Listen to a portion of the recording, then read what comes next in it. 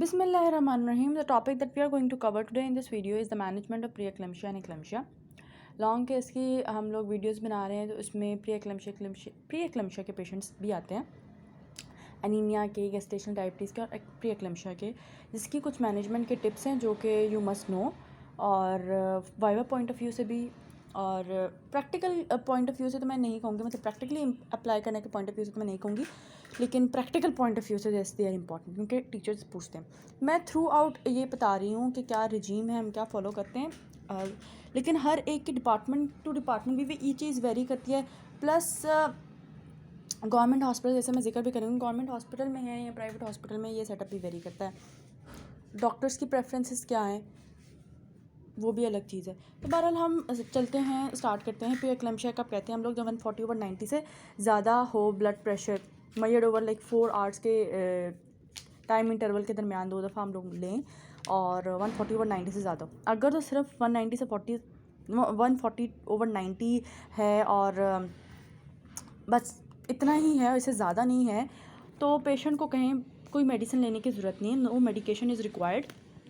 Just उसको counsel करें कि हैंड्स और फीट के एडीमा के लिए उसकी काउंसलिंग करें। विजुअल सिम्टम्स आए या हैंड्स और फीट पे अगर एडीमा ज़्यादा भर जाए या विजुअल सिम्टम्स आने लग जाएं तो obviously consult doctor, come to the hospital back again.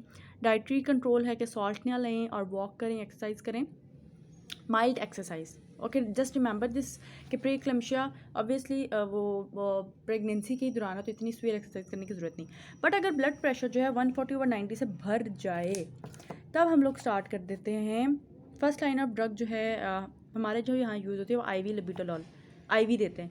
होती लबीटोलॉल ही है, जो बुक लिखती है ना वो लिखती है कि ऑरल लबीटोलॉल देनी है। ये फर्स्ट लाइन है। हम लोग यहाँ पे जो है IV लबीटोलॉल से स्टार्ट करते हैं। जो आप प्रैक्टिकल्स में IV लॉन्ग केस में आना ना, उसमें ये चीज़ें ज़्यादा मैटर करनी है कि प्रैक्टिकली कौन सी ड्रग यूज़ होती है। तो IV लबीटोलॉल, IV लबीटोलॉल किस तरह देनी है? हमें पता है एक इंजेक्शन जो IV लबीटोलॉल का बना हुआ पड़ा होता है, जिसके स्टार्ट लगाने होते हैं 10 मिलीलीटर का होता है। तो 10 मिलीलीटर में 50 मिलीग्राम्स पड़े हुए होते हैं उसमें। हम लोगों ने जो फर्स्ट देना है ना स्टार्ट IV की डोज़, वो 10 मिलीलीटर का सिर्फ 4 मिलीलीटर देनी है। ठीक, पहली डोज़ लगाई, आपने देखा ब्लड प्रेशर मेजर किया आफ्टर 15 मिनट्स। अगर तो ब्लड प्रेशर कंट्रोल में आ गया, good, no need to have another dose. But अगर ब्लड प्रेशर कंट्रोल में नहीं आया तो 4 का डबल करो, 8 मिलीलीटर, अब उसे लगाओ। फिर अब देखो 15 मिनट्स के बाद ब्लड प्रेशर कंट्रोल्ड है तो ठीक है, कोई मसला नहीं, वो पेशेंट को डिस्चार्ज एंड फॉलो। लेकिन अगर नहीं कंट्रोल तो अब 8 का डबल करो, 16। फिर 15 मिनट बाद देखो, अगर तो ब्लड प्रेशर कंट्रोल है, ठीक है, नहीं कंट्रोल तो फिर अब 16 का डबल नहीं करना, 16 ही रहेगा। IV लबीटोलॉल की मैक्सिमम 5 डोजेस दे सकते हैं, 4 मिलीलीटर, 8 मिलीलीटर, 16 मिलीलीटर, 16 एंड 16, ये 5 डोजेस। 4 का डबल 8, 8 का डबल 16, 16, 16। ठीक, 5 डोजेस के बाद अगर फिर भी कंट्रोल नहीं हो रहा तो आप एक काम करें कि IV अब लबीटोलॉल नहीं देनी, आपने लबीटोलॉल की इन्फ्यूजन मतलब ड्रिप में स्टार्ट कर देनी है। किस तरह? 40 मिलीलीटर आपने लबीटोलॉल लेनी है, मतलब 10 यूनिट्स के, जैसे 10 मिलीलीटर के इंजेक्शन पड़ेंगे तो 4 इंजेक्शन ले लें, उसको आपने मिक्स करना है इन 60 मिलीलीटर ऑफ नॉर्मल सलाइन और उसको चला देना 6 to 8 माइक्रो ड्रॉप्स पर मिनट के लिहाज से, और हर 15 मिनट के बाद आपने ब्लड प्रेशर चेक करना है। अगर तो ब्लड प्रेशर कंट्रोल में आ रहा है तो ठीक, अगर ब्लड प्रेशर कंट्रोल में नहीं आ रहा तो ड्रॉप्स को इंक्रीज़ करें। कितने की इंक्रीज़ कर सकते हैं? 6 to 8 माइक्रो ड्रॉप से स्टार्ट किया तो 20 to 30 माइक्रो ड्रॉप्स ले सकते हैं। जहाँ पे ब्लड कंट्रोल हो जाता है, लेट्स सपोज यहाँ पे भी ब्लड कंट्रोल हो जाता है, पहले 6 to 8 ड्रॉप्स पे मिनट्स पे ही ब्लड कंट्रोल हो गया था, या बाद में ब्लड कंट्रोल, जिस पॉइंट पे ब्लड कंट्रोल हुआ है आपने क्या करना है, एकदम ड्रिप ऑफ बंद नहीं करनी, टेपर ऑफ करनी, you have to taper off and keep the drip running with slow drops. और ये देख लेना कि ब्लड प्रेशर कंट्रोल हम किसे कह रहे हैं कि अगर 140/90 से कम जा रहा है, ब्लड प्रेशर कम हो गया है, मेंटेन फिर रखना है उस चीज़ को। गवर्नमेंट हॉस्पिटल्स में जैसे मैं बता रही थी कि यहाँ लबीटोलॉल IV इतना यूज़ नहीं होता, मोस्टली जो है IV हाइड्रोलाजीन यूज़ होता है। हाइड्रोलाजीन जो है एकदम इसका रैपिड ऑनसेट ऑफ एक्शन होता है और ये स्मूथ मसल्स को एक बहुत जल्दी रिलैक्स कर देता है, सो इट कॉजेज हाइपोटेंशन, ये इसका एक साइड इफेक्ट है। हाइड्रोलाजीन किस तरह देते हैं? 500 मिलीलीटर ड्रिप में लगा के देते हैं पेशेंट को, और हाइड्रोलाजीन की कितनी डोजेज होती है जो हम 500 मिलीलीटर नॉर्मल सलाइन में लगा के देते हैं? It is like IV hydralazine. एक मैं बात बताती चलूँ, एक है जो हम लोग यहाँ पे हाइड्रालाजिन की इन्फ्यूजन देते हैं गवर्नमेंट हॉस्पिटल्स में। दूसरा है हम हाइड्रालाजिन को आईवी भी दे सकते हैं, जैसे आईवी लबीटोलॉल के बाद उसकी इन्फ्यूजन दी है, इस तरह आईवी हाइड्रालाजिन भी दे सकते हैं। 20 मिलीलीटर जो कि 20 मिलीग्राम्स है, तो नॉर्मल सलाइन में मिक्स करके हम लोग इसे देंगे। 20 milligram of hydralazine 20 millilitre of normal saline. और 20 मिलीग्राम्स है तो इसको किस तरह डिवाइड करेंगे, 4 पार्ट्स में डिवाइड करेंगे। 20 है तो 5 मतलब 4 पार्ट्स 5 यूनिट्स, और पहले 5 करके 5 यूनिट्स लगाएंगे, फिर 15 मिनट बाद ब्लड प्रेशर चेक करेंगे, और फिर दोबारा 5 यूनिट्स लगाएंगे। अगर ब्लड प्रेशर कंट्रोल नहीं है फिर 15 मिनट बाद चेक करेंगे, और जब कंट्रोल हो जाए ब्लड प्रेशर तो अगेन इन्फ्यूजन आईवी है तो उसको आप स्टॉप कर सकते हो। इन्फ्यूजन होगी तो आपको टेपर ऑफ करनी पड़ेगी। जो बुक लिखती है ना एक ड्रग एल्डोमेट, जिसके नाम एल्डोमेट के नाम से जो एक ड्रग है मिथाइल डोपा, कि वो हम देते थे पहले, और सेंट्रली एक्टिंग एंटी हाइपरटेंसिव है, लॉन्ग एक्टिंग है, और इसका सेफ्टी रिकॉर्ड बहुत ज़्यादा बहुत अच्छे से इस्टेब्लिश हुआ है।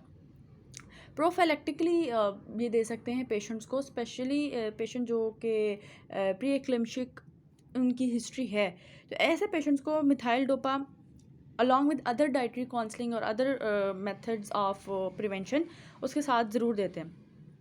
इसके ना साइड इफ़ेक्ट है कि it causes sedation and it causes depression of the child, the neonate. इसकी डोजेज क्या है, जैसे हम लोगों ने मेटफॉर्मिन की पढ़ी थी ना 250 मिलीग्राम TDS, इसकी भी यही है 250 मिलीग्राम TDS इनिशियली स्टार्ट करनी है, और पेशेंट को कहना है कि घर पे अपना ब्लड प्रेशर का एक रिकॉर्ड बनाएं। अगर तो ब्लड प्रेशर 140 और 90 से अबव ही रह रहा है तो आप 250 की बजाय उसको 500 मिलीग्राम की ना TDS स्टार्ट करवा दें। हमने मेटफॉर्मिन का पढ़ा था GDM में कि आप मैक्सिमम 250 से लेकर 2.5 ग्राम तक लेकर जा सकते हैं। यहाँ पे आप 250 से लेकर मिलीग्राम से शुरू करते हैं और मैक्सिमम सिर्फ 2 ग्राम्स तक जा सकते हैं। और 2 ग्राम्स तक आप किस तरह जा सकते हैं कि आप तो 500 मिलीग्राम की टैबलेट को इस तरह लें कि वो 2 ग्राम्स तक ले लें, बन जाए उसका सम। यहाँ पर हम 250 मिलीग्राम्स की टैबलेट को मैक्सिमम जो उसकी डोजिंग है ना एल्डोमेट की, वो 8 टैबलेट्स है, तो हम 250 मिलीग्राम टैबलेट्स को इस तरह डिवाइड करते हैं कि 8 टैबलेट्स पर डे बने, that is dose of 2 grams and that is the maximum upper limit. और इससे ज़्यादा हम लोग नहीं बढ़ाते to control what hypertension, to control pre eclampsia. Book जो लिखती है, अब वो वाली ड्रग पे आ जाते हैं जो बुक लिखती है। एक तो ये कि स्टार्ट यानी लबीटो हमने पढ़ा कि आईवी लबीटोलॉल, फिर उसकी आईवी लबीटोलॉल, फिर उसकी इन्फ्यूजन थी। फिर हम लोगों ने पढ़ा गवर्नमेंट हॉस्पिटल में जो हाइड्रालाजिन का लगता है इन्फ्यूजन, या आईवी हाइड्रालाजिन या एल्डोमेट साथ स्टार्ट करवा देते हैं पेशेंट को, उसकी यूरिनरी रिपोर्ट पे, उसकी ब्लड प्रेशर की रिपोर्ट से, तो सारा कुछ देखते हुए एल्डोमेट स्टार्ट करा देते हैं। बुक जो लिखती है ना कि first line of drug according to WHO वो कौन सी है, ऑरल एल्डोमेट। ऑरल एल्डोमेट में अल्फा और बीटा ब्लॉकिंग मतलब करैक्टरिस्टिक्स होते हैं। इसको भी हम 250 मिलीग्राम TDS से स्टार्ट करते हैं। इसकी जो मैक्सिमम डोजिंग है ना वो है 16 डोजिंग आप 16 डोजेज आप देख सकते हैं एक दिन में, ठीक। फिर बुक के अकॉर्डिंगली ये लिखा हुआ है कि ऑरल लबीटोलॉल से स्टार्ट करते हैं। अगर तो पेशेंट की हाइपरटेंशन कंट्रोल नहीं है तो आप लबीटोलॉल के साथ एल्डोमेट ऐड कर दें बड़े आराम से, और नहीं होता कंट्रोल तो लबीटोलॉल, एल्डोमेट और कैल्शियम चैनल ब्लॉकर जैसे निफिडापिन लिखी हुई है बुक में, निफिडापिन आप ऐड कर दें। और इन केस खुदा ना खास्ता अगर इन तीनों के बावजूद कंट्रोल नहीं होता तो फिर आप आईवी लबीटोलॉल के 5 डोजेज जो हम लोगों ने कहा था कि 4, 8, 16 वो आईवी डोजेज वो स्टार्ट करा देते हैं। और खुदा ना खास्ता इसमें भी ठीक नहीं होती पेशेंट, तो कंट्रोल नहीं होता ब्लड प्रेशर, तो फिर लबीटोलॉल इन्फ्यूजन। और अगर लबीटोलॉल इन्फ्यूजन के से भी ठीक नहीं होता तो definitely patient is presenting in fits, तो फिट्स के लिए एक्लेम्शिया के लिए magnesium sulphate he is the drug of choice. Eclampsia के लिए जैसे मैंने बताया आईवी मैग्नीशियम सल्फेट है, तो अगेन उसको देने कैसी है, उसकी 2 तरीके हैं। एक उसकी लोडिंग डोज है। लोडिंग डोज मतलब ये कि पेशेंट आई है प्रेजेंट किया तो एकदम उसको कैसे डील करना है। 4 ग्राम्स ऑफ मैग्नीशियम सल्फेट जो कि 8 मिलीलीटर इन वाटर लाइक बनेंगे। 8 मिलीलीटर मैग्नीशियम सल्फेट को लेना है 8 + 92 इन 92 मिलीलीटर ऑफ नॉर्मल सलाइन, और वो उसे इतनी जल्दी रनिंग ड्रिप में लगाना कि 15 मिनट के अंदर अंदर वो ड्रिप ख़त्म हो जाए। फिर मेंटेनेंस डोज है, हम 11 ग्राम लेंगे, 11 का डबल 22, 4 ग्राम्स ली उसका डबल 8, 11 ग्राम ली उसका 22। और मैंने ग्राम में क्यों बताया मैं आगे इसको चल के बताती हूँ, क्योंकि 22 मिलीलीटर में हम मैग्नीशियम सल्फेट में 78 मिलीलीटर नॉर्मल सलाइन डालेंगे और हम ड्रिप चलाएंगे, इस तरह चलाएंगे कि हर घंटे में 1 मिलीग्राम या 1 ग्राम मैग्नीशियम सल्फेट वो जाए। हर घंटे में। अब समझ आए मैंने क्यों ग्राम की बात की थी। हर घंटे में, अगर हर 1 घंटे में एक मैग्नीशियम सल्फेट का ग्राम जा रहा है तो टोटल 11 घंटे लगेंगे। सो 11 ग्राम्स को देने में टोटल 11 घंटे लगेंगे 1 ग्राम पर आवर के हिसाब से मैग्नीशियम सल्फेट को मेंटेन करने के लिए। 6 to 8 माइक्रोड्रॉप्स पर मिनट के लिहाज से आप चलाएंगे, और मैक्सिमम ड्रिप्स जो आप मैग्नीशियम सल्फेट की चला सकते हैं they are 2 in number. Magnesium sulphate के साथ 2 मसले मसाइल हैं। एक तो ये कि ये नेफ्रोटॉक्सिक है, और दूसरा ये कि सेंट्रली एक्टिंग है, वो न्यूरोटॉक्सिक है।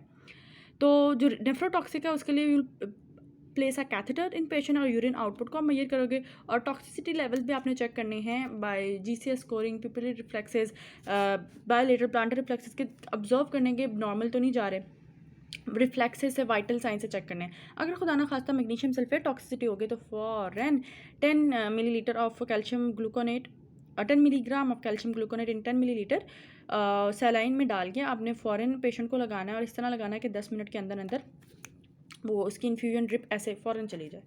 How can you prevent pre eclampsia? एक मैंने बताया एल्डोमेट प्री एक्लेम्शिया को प्रोफाइलेक्टिकली यूज़ होता है। दूसरा लो डोज एस्पिरिन आप 75 मिलीग्राम स्टार्ट कर सकते हैं prophylactically, specially in high risk carrying women, और उसे डेली देना है। Calcium supplements, vitamin C, omega fatty acids, ये सारी चीज़ें आप दे सकते हो। ऐसे प्री एक्लेम्शिक पेशेंट्स अगर आती हैं इमरजेंसी में तो सी सेक्शन ही होता है ऐसे पेशेंट्स का टू डिलीवर, और ऐसे बच्चे जो हैं विल मोस्ट प्रोबेबली भी pre mature, intrauterine growth restricted होगी, उनकी पुअर बाइसेप स्कोर, उनकी मतलब डिलीवरी में भी इश्यूज़ हैं, poor fetal and maternal conditions. तो अगर तो ऐसी पेशेंट जो है वो कॉम्प्लिकेशंस के साथ प्रेजेंट करती है तो कोशिश करें 38 वीक्स तक उसे लेकर आएँ और फिर उसे डिलीवर करें, साथ डेक्सा कवर भी दें। बट अगर जो है कोई ऐसा रिस्क फैक्टर नहीं नज़र आ रहा तो you can even deliver at 40 weeks. So this is the management plan of pre eclampsia and eclampsia. Next video में हम कोरियमनाइटिस का करते हैं। जज़ाकल्लाह खैर।